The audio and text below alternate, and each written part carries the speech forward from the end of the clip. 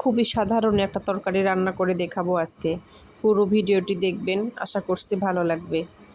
আসসালামু আলাইকুম, সবাই কেমন আছেন? আশা করছি ভালো আছেন। আল্লাহর রহমতে আমি অনেক ভালো আছি। এই তো আমি কয়েক পিস মাছ সুন্দর করে সরিষার তেলে আমি ভেজে নিচ্ছি।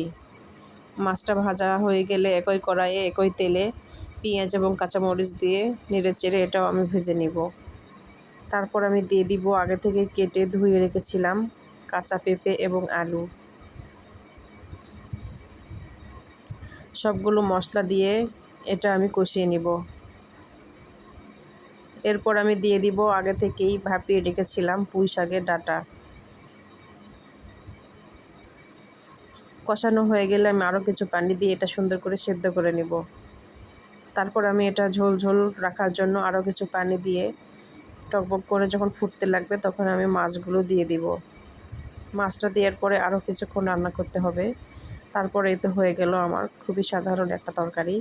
তো কেমন লেগেছে আপনাদের কাছে আমার রান্নাটা অবশ্যই কিন্তু জানাবেন। আজকের ভিডিওটি পর্যন্তই। আল্লাহ হাফেজ।